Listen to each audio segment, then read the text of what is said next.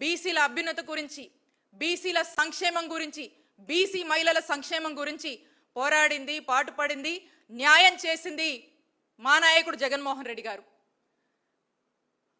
రాష్ట్రంలో 50% పైగా జనాభా ఉన్నటువంటి బీసీల్లో మరి దాదాపుగా మనం చూసినట్టయితే జగన్మోహన్ రెడ్డి గారు ప్రవేశపెట్టినటువంటి నవరత్నాల్లో, ఆ మేనిఫెస్టోలో ఉన్నటువంటి నవరత్నాల్లో మరి దాదాపుగా 50% పైగా కూడా ఉన్నటువంటి బీసీలకు 50% పైగా కూడా ఖర్చు పెట్టినటువంటి ఏవైతే సంక్షేమంలో సంబంధించి ఏదైతే డబ్బులు ఖర్చు పెట్టారో మరి పెద్ద ఎత్తున కూడా బీసీలకే అందినయి, బీసీలు బలవంతులయ్యారని చెప్పి గర్వంగా ఇక్కడ ఉన్నటువంటి ప్రతి ఒక్కరం కూడా మేము చెప్పగలుగుతాము.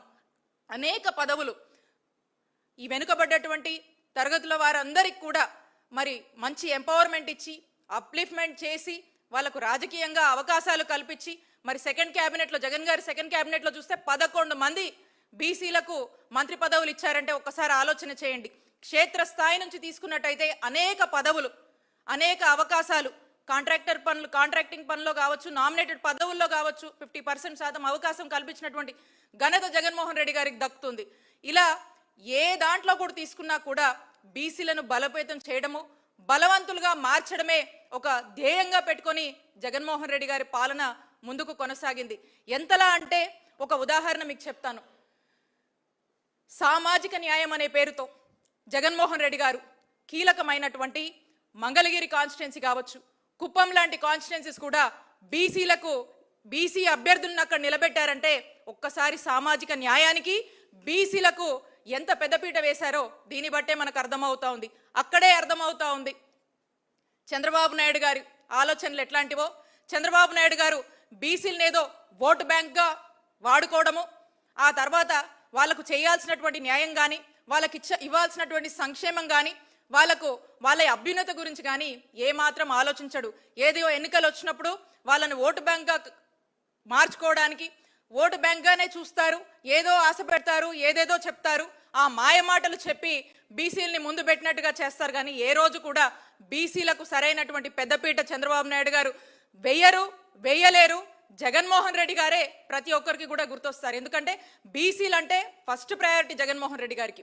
ఈరోజు మనం చూస్తూ ఉన్నాము, గత 5 సంవత్సరాల జగనన్న కాలంలో మనం గనక చూసినట్టయితే ఇచ్చినటువంటి అనేక సంక్షేమ పథకాలు, ఒక అమ్మఒడి తీసుకోండి. ఈరోజు చక్కగా బడుగు బలహీన వర్గాలకు సంబంధించినటువంటి వాళ్ళు చక్కటి చదువులు చదువుతున్నారు అంటే దానికి కారణం జగన్మోహన్ రెడ్డి గారు. వాళ్ళకు ఫీజు రియంబర్స్మెంట్ వచ్చింది, ఈరోజు పై చదువులు చదువుతున్నారంటే దానికి కారణం జగన్మోహన్ రెడ్డి గారు. ఈరోజు ఒక చక్కటి ఫౌండేషన్ వాళ్ళ జీవితాల్లో లేజేశారు. ఈ రోజున వాళ్ళు ఒక మంచి బాటలో పడ్డారు. ఆ కుటుంబ యొక్క తలరాతలు మారబోతున్నాయి అంటే జగన్మోహన్ రెడ్డి గారు ఇచ్చినటువంటి ఫౌండేషన్ బలహీన వర్గాలకి. మరి అలాంటివన్నీ కూడా ఈరోజు పక్కన పెట్టి ఏదేదో బీసీలకు చేసేసాము, బీసీలు మా వైపు ఉన్నారు అని చెప్పి బీసీల గురించి పెద్ద పెద్ద మాటలు చంద్రబాబు నాయుడు గారు, కూటమి ప్రభుత్వం మాట్లాడుతూ ఉంది. మేము ఒకటే చెప్తా ఉన్నాము, మీరు మీ మేనిఫెస్టోలో 50 సంవత్సరాలు దాటిన వాళ్ళకి పెన్షన్ ఇస్తామన్నారు.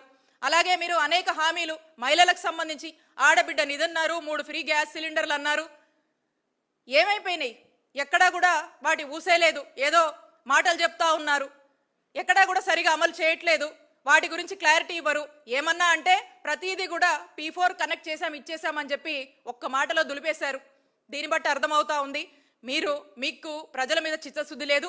మరీ ముఖ్యంగా బడు బలహీన వర్గాల మీద, బీసీల మీద మీరు కక్ష సాధిస్తున్నారని మాకు అర్థమవుతోంది. కాబట్టి మీరు ఏదైతే ఎన్నికల ముందు మాటలు చెప్పారో, ఏదైతే ప్రేమ బీసీల పట్ల చూపించారో ఈ 2 సంవత్సరాలుగా కూడా ఆ ప్రేమ ఎక్కడా కూడా నిజంగా వాస్తవానికి గ్రౌండ్లో లేదు.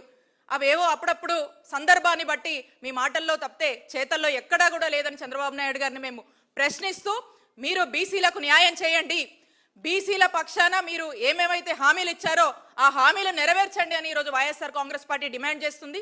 దీంట్లో భాగంగానే కొంత కార్యాచరణ అనేది ఈరోజు ఎక్స్-బీసీ మినిస్టర్స్ అందరూ, బీసీలో ఉన్నటువంటి పెద్దలందరూ కూడా ఒక మీటింగ్ వైఎస్ఆర్ కాంగ్రెస్ పార్టీలో జరగడం జరిగింది. ఫర్దర్ ఈ ప్రభుత్వాన్ని ప్రశ్నించే దిశగా మా కార్యాచరణ ఉండబోతుందని కూడా